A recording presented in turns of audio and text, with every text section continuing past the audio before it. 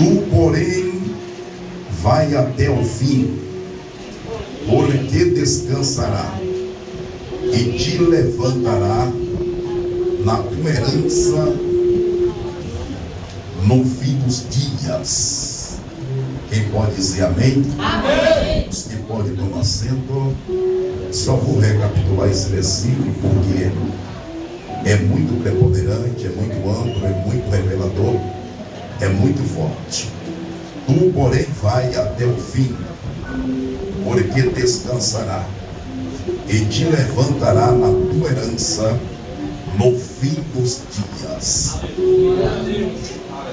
Diga todos comigo assim: aquilo que Deus tem para definir na minha vida não está no começo, nem no início, mas no fim. Quem pode aplaudir o Senhor Jesus?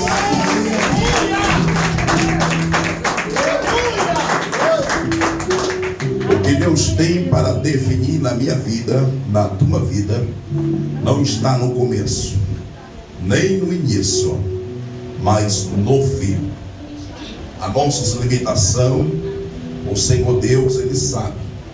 O Senhor Deus é o Deus que traça, mas Ele sabe de todas as coisas. E o Senhor Deus aqui, Ele fala com Daniel: tu, porém, vai até o fim.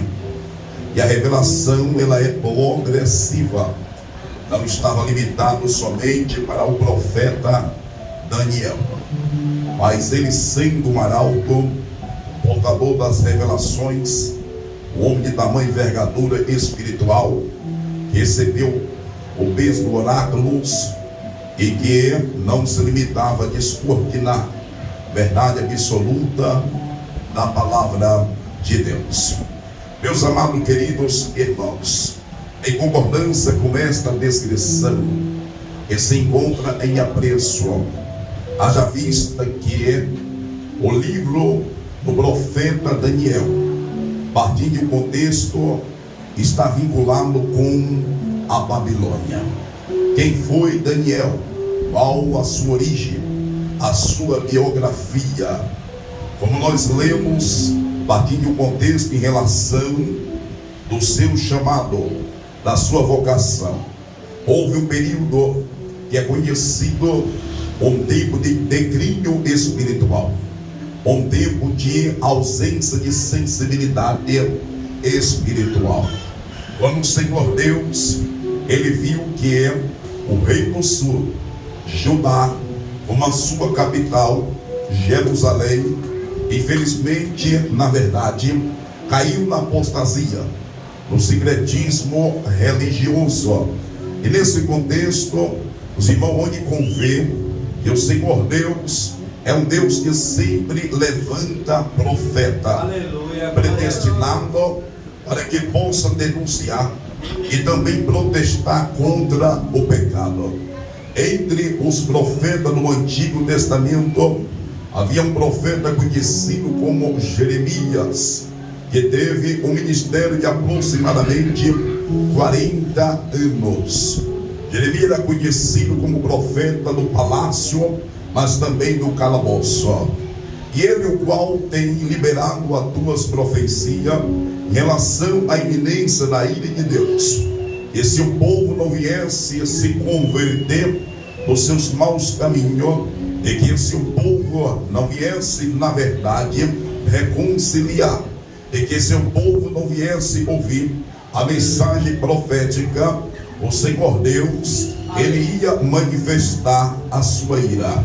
O profeta Jeremias, amados queridos irmãos, ele presenciou nesse tempo ao qual veio Nabucodonosor, filho de Nabopolassar, rei de Babilônia, com todo o seu amparado, com todo o seu exército impetuoso, marchando e conquistando todo o Oriente. Então ele partiu agora para o reino do sul, depois que ele subjugou muitos reinos pela vontade permissiva do Senhor Deus. Quando Nabucodonosor ele chega no território de Jerusalém ali. Infelizmente ele transportou muitos dos filhos de Judá para o cativeiro, para a Babilônia, mediante detrimento o pecado, que infelizmente eles não queriam se converter. Na verdade, majoritariamente, alguns estavam com a consciência cauterizada. Alguns, infelizmente, não ouvia, até escarnecia dos profetas que Deus levantava. E o profeta Jeremias, que era um profeta do pranto, das lágrimas, que era um profeta constante, que era um profeta não muito popular. Aonde ele chegava, quem sabe alguém dizia, chegou o xarope. Quando ele liberava a palavra do Senhor, era face raivosa, era alguém, na verdade, querendo muitas das vezes definir as limitações do peso da mensagem, porque Jeremias liberava uma mensagem contundente, contrariando tudo aquilo que os valores estavam investidos. Então o profeta era muito coerente, o peso da responsabilidade que ele recebeu da parte do Senhor. Quem lê Jeremias capítulo 25, a partir do versículo 11, ele faz referência de Nabucodonosor, que no ano 605 a.C., ele levou a boa parte ali para a Babilônia. E mais uma vez, depois de 5 anos, ele volta, porque ele viu que houve uma negligência no rei, que não queria mais submeter a Babilônia, não queria mais pagar imposto. E mais uma vez ele veio e transportou muitos. Dentre eles estava Daniel. E Daniel, Ananias, Misael, que eram seus parentes, que eram seus amigos, mas também ali ele era do mesmo povo. Ele foi transportado. E Daniel, Ananias, Misael e Azarias foi testemunha ocular de tudo o que aconteceu quando ele se encontrava entre aqueles que estavam sendo transportados, entre os algozes, entre aqueles que infelizmente viu ali o muro de Jerusalém sendo derribado. Ele viu também que o templo, aonde o povo infelizmente estava ali filtrado, outros nas recâmaras secretas. Eles via que não havia rota de fuga, eles via que não havia esperança, eles via que não tinha como fugir do rei, porque foi o Senhor que permitiu. Amado, queridos irmãos, nesse tempo, aleluia, Jerusalém passou por um colapso. Jerusalém agora estava praticamente na miséria. Então muitos infelizmente foi transportado.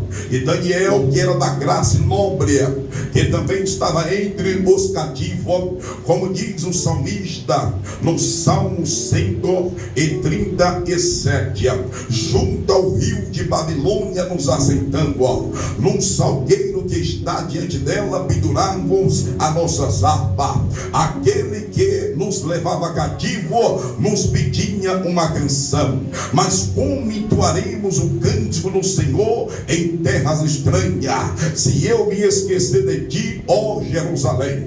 Diante daquela oposição, ele queria que o povo viesse cantar, ele queria que o povo viesse louvar. Ele estava dizendo: eu quero ouvir um dos cânticos de Sião, eu quero ver você louvar agora, eu quero ver você, na verdade, abrir a sua boca.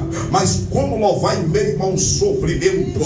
Mas como louvar, amado, queridos irmãos, sendo subjugado? Então o povo tinha consciência que diante daquele salgueiro ele pendurou as suas harpas, os seus instrumentos, e não havia razão para louvar, aleluia, o cântico do Senhor. E não havia possibilidade, porque estava diante ali de um opróbrio, de uma vergonha, não se conformando com tudo que aquilo que estava enfrentando. A Bíblia deixa bem claro, meus amados, queridos irmãos, que a última leva aconteceu no ano 586. Agora, depois que todos todos foram ali, exceto alguns pobres que ficou em Jerusalém. E Deus definiu o tempo de 70 anos de cativeiro, porque o remédio para aquele povo era o cativeiro, porque não tinha verdade que entrava.